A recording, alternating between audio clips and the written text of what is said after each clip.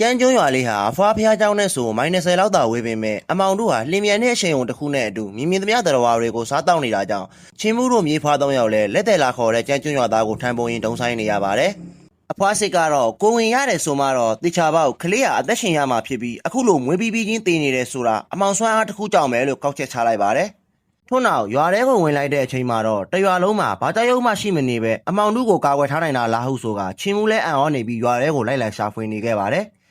ခဏကြတော့ရွာလေတိပင်ကြီးရဲ့အောက်ချိန်မှာကွယ်မြုပ်နေတဲ့ကြောက်ရွံ့ကြီးကိုတွေ့သွားပြီးခဏတာငင်းမောနေတဲ့ချင်းမှုကိုအိမ်ခေါမိုးတစ်ခုပေါ်ကအဖိုးရှားကလမ်းခေါ်လိုက်ပါတယ်။ထို့နောက်ရွာထဲမှာမတန်ရှင်းတဲ့အနံ့တွေရနေတယ်ဟုဆိုကနှစ်ဖျားမျက်လုံးနဲ့လိုက်လံရှာဖွေသေးပြီးကလေးရဲ့အသက်ကိုကယ်ဖို့ဆိုမိစ္ဆာကောင်ကိုအချိန်မီတတ်နိုင်မှရမယ်လို့ပြောလိုက်ပါတယ်။ဒီလိုနဲ့ချင်းမှုလည်းအိမ်ခေါမိုးတစ်ခုပေါ်ခုန်တက်လိုက်ပြီးနှစ်ဖျားမျက်လုံးကိုဖွင့်လိုက်ရာကြောက်ရွံ့ထုကြီးတွေကနေနှစ်ဖျားပုံရိပ်တစ်ခုထွက်ပေါ်လာပြီးသူ့နောက်ကတစ်ပင်မှာတော့အေယာမမွေနဲ့ဆိုးကြီးတစ်ကောင်ကတ်တွယ်နေခဲ့ပါတယ်။ဖိုးမွေနဲ့ဆိုးကြီးကအခုမှလူလောကထဲဝင်လာမဲ့ကလေးငယ်လေးရဲ့အသက်တက်ကိုစားဖို့အသင်းဆောင်နေတာဖြစ်ပြီးအရင်ကလည်းတရွာလုံးကကလေးတွေကိုတယောက်ပြီးတယောက်အသက်တက်ကိုနှုတ်ယူစားတော့နေတာပဲဖြစ်ပါတယ်။သူ့ကိုကာကွယ်ပေးနေတာကတော့နဖျားပုံရိပ်တစ်ခုဖြစ်နေပြီးမွေကြီးကိုတိုက်ခိုက်ဖို့ဝင်လိုက်တဲ့အချိန်မှာပဲနဖျားပုံရိပ်ရဲ့အကြီးတစ်ချက်နဲ့တားဆီးခံလိုက်ရပါတယ်။ခဏတာတုံဆိုင်သွားတဲ့ချင်းမှုကိုရှားဖိုးဖိုးကကြောက်လို့လားလို့မေးလိုက်ရာချင်းမှုကလည်းနဖျားဆိုတဲ့ကောင်တွေကိုပဲတီးထုတ်ပေးထားတဲ့အဖိုးဖွားတွေရဲ့မွေးသားချင်းကိုခံထားရတဲ့သူဟာနဖျားတွေကိုမကြောက်ဘူးဆိုကဝက်သက်သားခုတ်ချက်နဲ့နဖျားပုံရိပ်ကိုဖျက်ဆီးပေးလိုက်ပါတယ်။ထို့နောက်အဖိုးထုကူတင်ပေးမှုတဲ့မွေရဲ့နှလုံးသားဟာဦးကောင်းရဲ့အနောက်9လက်မအကွာမှာရှိတယ်ဆိုတာကိုတတိယသွားပြီးနှလုံးသားတက်ကိုတိုးဝင်ကဝက်သက်သားနဲ့ထိုးဆိုင်လိုက်ပါတယ်။တစ်ဖက်မှာလည်းမွေးနဲ့ဆိုးကြီးကကလေးရဲ့အသက်တက်ကိုဆုပ်ယူသွားပြီးဖြစ်တာကြောင့်အချိန်ဆွဲလို့မရတော့တဲ့ချင်းမှုလဲဓာတ်နှစ်လက်နဲ့စုပ်ပြဲကမွေကြီးကိုနှစ်ပိုင်းပိုင်းပေးလိုက်ပါတယ်။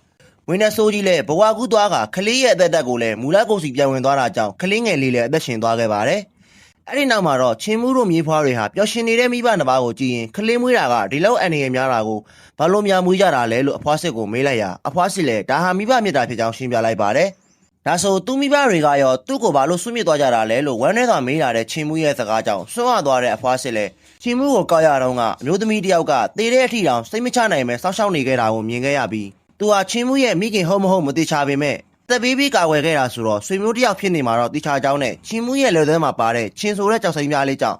ချင်းမှုဟာချင်းဆိုတဲ့မျိုးရိုးကမှတီးခဲ့ရကြောင်းနဲ့အကြောင်းရင်းတစ်ခုကြောင့်သာမြို့ပြက်ကြီးစီကိုပို့လိုက်တာနေမှာပါလို့ဖွားစစ်ကရှင်းပြနေခဲ့ပါတယ်။ငွေနဲ့ဆိုးကြီးကတည်သွားပေမဲ့တိပင်ကြီးရဲ့တည့်ရွက်တွေဟာမဲနဲ့နေဆဲမှုငွေကိုထိန်းချုပ်ထားတဲ့မိစ္ဆာကရွာထဲမှာရှိနေသေးတာကြောင့်ချင်းမှုကိုလာရှာလိုက်မယ်ဟုဆိုက6လန်းနေတဲ့ရှားဖိုးဖိုးကိုအဖွားစစ်လည်းခုံဖက်နဲ့စာကျွေးလိုက်ပြီးအိတ်ရှိမှကင်းဆောင်နေခိုင်းလိုက်ပါတယ်။ထို့နောက်ရောက်လာမယ့်မိစ္ဆာကချင်းမှုရှင်မြိုင်လို့ရတဲ့အနေထားမဟုတ်လို့အနောက်ကနေသာစောင့်ကြည့်ဖို့နဲ့ဝင်မပါဖို့အဖွားစစ်ကပြောလိုက်ပါတယ်ခဏအကြာမှာတော့အရေးမော်ကိုအသုံးပြုတဲ့အရေးနဲ့ဆိုးတကောင်ရောက်ရှိလာပြီးအဖွားစစ်အသုံးပြုနေကြအစိုက်ပညာလိုမျိုးတန်ဆူးကြုံတစ်ချောင်းနဲ့ချင်းမှုရဲ့ရိတ်ကိုထိုးဆက်လိုက်တာကြောင့်ချင်းမှုတယောက်လှုပ်ရှားလို့မရဖြစ်သွားခဲ့ရပါတယ်ထို့နောက်အဖွားစစ်ရဲ့အခန်းထဲကိုရောက်ရှိသွားပြီးဂိုင်းညုတ်ကတော့ဟာအရင်တုန်းကတော့ရဲဆက်ကြညုတ်သူတယောက်ဆိုပေမဲ့အခုတော့တာမန်လူတယောက်ဖြစ်နေပြီမို့ကောင်းငင်နဲ့ဆိုးကိုင်းရဲ့မော်ဆာအုပ်ကိုပြန်ပေးဖို့ပြောလိုက်ပါတယ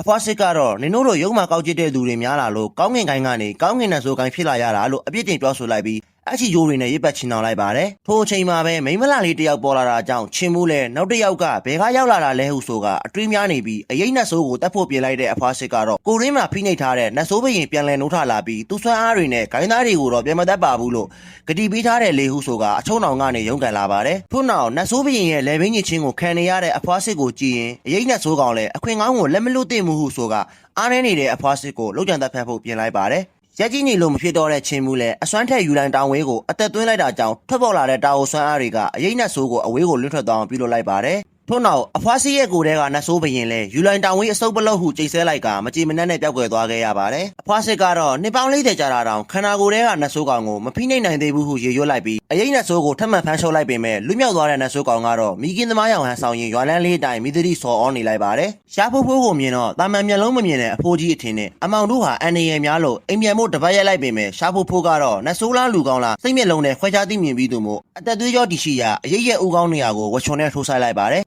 ထို့နောက်ကောင်းငင်နဲ့ဆိုကိုင်းမှာခမ်းမ360နဲ့ဂိုင်းခွဲ360ရှိပြီးအဲ့အထဲကလောက်ကျန်တက်ဖြတ်ချင်းကိုလှုပ်ဆောင်တဲ့အရေးခမ်းမကကောင်ကတာရွှီကိုရောက်နေတာပဲဟုဆိုကဝချွန်ကိုဆွဲနှုတ်လိုက်ချိန်မှာတော့ဦးကောင်းထက်စီမှာစီးကြလာတဲ့သွေးတို့နဲ့အတူရှားဖိုးဖိုးဟာချန်နယ်ဖျားမှန်းတည်သွားပြီးဂိုင်းညုတ်ကတော့တာရွှီမှာပုံအောင်နေတာတောင်ချန်နယ်ဖျားကိုသူ့လက်အောက်မှာထားနိုင်သေးတယ်လို့ရေရွရင်းနတ်ဆိုးကောင်လည်းနေရာမှာပဲဘွားကူးသွားခဲ့ပါတယ်နောက်တစ်ရက်မှာတော့ချင်းမှုတို့မြေးဖွားတွေလည်းကျန်းကျွန်းရွာလေးကိုနှုတ်ဆက်ရင်းမတန်ဆွမ်းရာလေးစီပြန်လာခဲ့ကြပါတယ်